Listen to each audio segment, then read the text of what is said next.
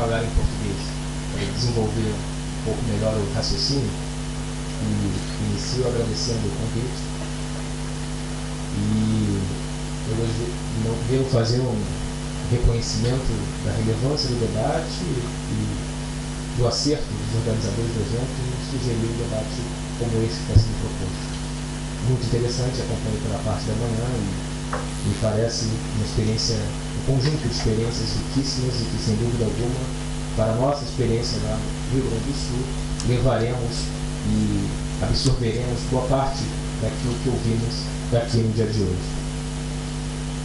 Concluo aqui rapidamente uma apresentação dizendo que atualmente chefe de gabinete do governador do estado do Rio Grande do Sul, do estado do Rio Grande do Sul, cuja capital, Porto Alegre, se tornou durante as décadas de 80 e principalmente a década de 90 uma referência importante para o mundo, poderíamos dizer, em termos de participação democrática e cidadã, de participação política, a partir da experiência do orçamento participativo e, posteriormente, da realização do Fórum Social Mundial.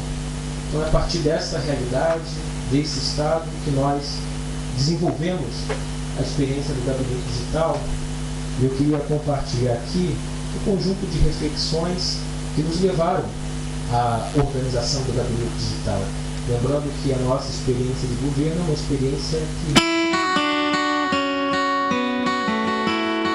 iniciamos no início desse ano, a nossa gestão, a administração do Estado, após a vitória das eleições do ano passado, e o nosso Gabinete Digital tem apenas 3 meses de vivência, mas eu creio que já com uma experiência bastante interessante e por isso nos motivou a compartilhar um pouco dessas reflexões aqui com vocês. A base, eu vou tentar falar um pouco sobre o conjunto de ideias e de conceitos que, de uma certa forma, fundamentaram a organização do Gabinete Digital. Nós temos compartilhado reflexões a respeito das possibilidades e dos riscos do que estamos chamando da nova cidadania do século XXI, cidadania digital.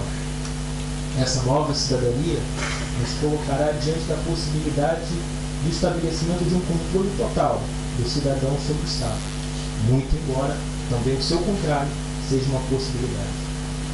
E há 3 questões que consideramos chave a serem enfrentadas nesse debate. A primeira diz respeito à discussão a respeito dos usos e apropriações possíveis das ferramentas tecnológicas disponíveis.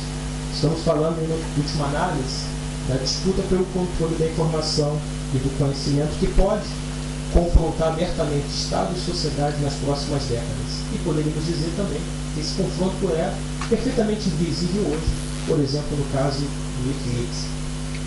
A segunda questão, que eu quero desenvolver rapidamente, está relacionada ao que nós poderíamos chamar de fluidez da agenda política hoje e a instantaneidade de circulação de ideias e informação que pode agudizar a crise de representação que perturba as democracias no mundo inteiro. E, por fim, tratarei das tensões permanentes no sentido da despolitização da política, desde sempre um desafio ao pensamento democrático e republicano. Então, vou começar rapidamente sobre esse debate sobre usos e apropriações possíveis do instrumental tecnológico disponível hoje. Eu creio que a gestão pública, a democracia e o Estado moderno no século XXI estarão permanentemente desafiados a absorver um largo espectro de possibilidades para a expansão da cidadania, tornadas possíveis pela atual revolução no campo da informação e da comunicação. E diante do esgotamento dos principais modelos de Estado que nos serviram de referência ao longo do século XX, cumpre agora refletir a respeito da nova agenda para a governança democrática em escala global. E o caráter global é decisivo, porque os desafios da democracia apresentam-se cada vez mais universais, abrangentes, envolvidos em um ambiente multifacetado, no qual respostas meramente locais ou parciais possuem pouca capacidade de agregação e legitimação pública. E uma das questões mais importantes está exatamente relacionada ao tipo de apropriação que governantes podem fazer dos novos instrumentais de gestão e sobre o seu impacto nos regimes democráticos contemporâneos. Nós temos compartilhado uma reflexão que aponta a possibilidade da internet, das ferramentas de gestão criativa e das redes sociais nos possibilitar imaginar uma ampliação da transparência e do acesso às informações públicas sem precedentes, proporcionando assim a criação de espaços cada vez mais públicos e menos estatais. E hoje já seria possível dizer e imaginarmos uma espécie de controle social e cidadão sem fim sobre o Estado, na direção do que temos chamado de uma espécie de um republicanismo digital radical que permita levar os cidadãos e cidadãs a possibilidade de participação e interferência nos negócios da cidade antes impensável. Além disso, ampliam-se as possibilidades de enfrentarmos positivamente o tema da eficiência da máquina burocrática do Estado, mas sob uma perspectiva democrática e socialmente responsável. A busca por um paradigma de gestão pública eficiente, democrático, participativo, adquire, portanto, novos contornos e se vê diante de um cenário animador, muito embora a complexidade da luta política real e das contradições de cada sociedade que vão determinar o seu desfecho naturalmente. E na era chamamos de, pelo menos a partir de reflexões que temos feito, da subsunção real, a instantaneidade, a velocidade no processamento e reprodução de informação passam a ser um dos critérios fundamentais da própria percepção de eficiência. Nós temos dito que o Twitter faz sucesso não pela qualidade da informação que veicula, mas principalmente pela sua instantaneidade. E dessa forma passo a desenvolver o segundo ponto, inicio dizendo que essa nova experiência sensitiva proporcionada pela revolução no campo da comunicação e da informação em curso nas últimas décadas, elas terminam por transformar profundamente as relações sociais e a própria política. Isso porque a velocidade com que processamos informações e os conteúdos gerados diariamente em qualquer lugar do mundo adicionam o que poderíamos sim chamar de uma fluidez da agenda política sem precedentes na história universal.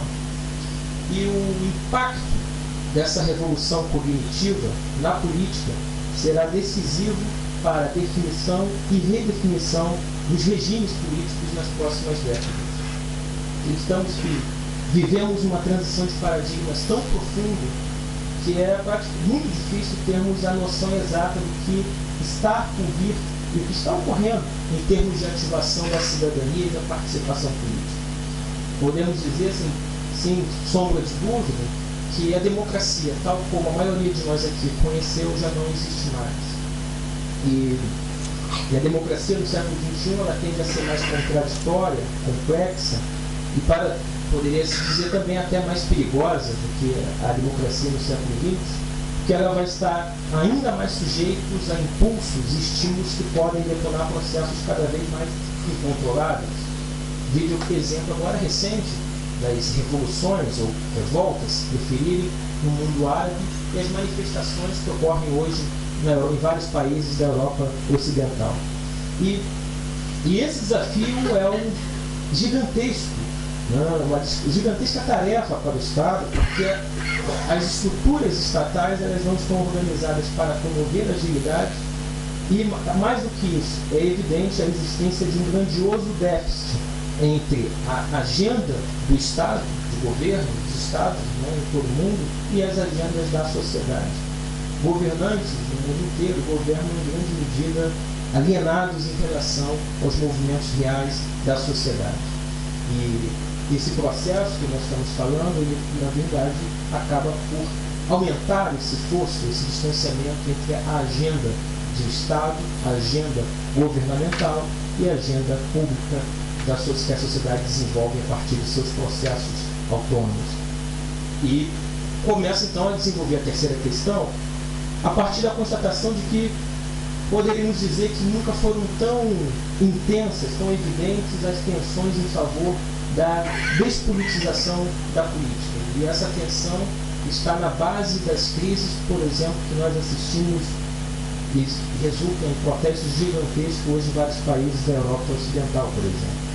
Isso vale para a Europa, onde há uma alternância de governos que se revezam no poder e não têm capacidade de alterar praticamente nada, em termos de agenda de governo, em termos de políticas macroeconômicas e mais uma série de elementos.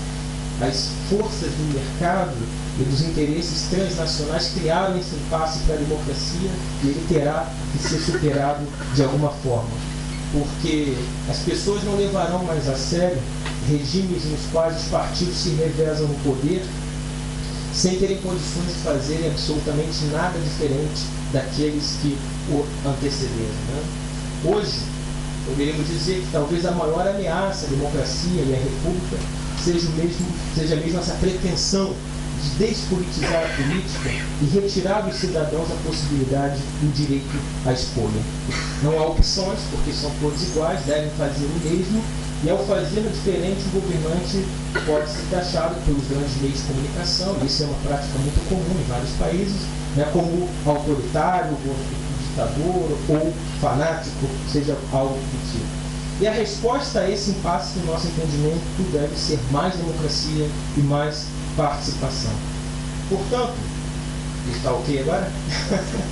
A partir do conceito de cidadania digital, nós pretendemos enfrentar esse conjunto de questões e proporcionar caminhos para um controle sem fim da coisa pública. Essa é a nossa principal aposta com o gabinete digital. Por isso, inclusive, a utilização de dados abertos e de licenças livres.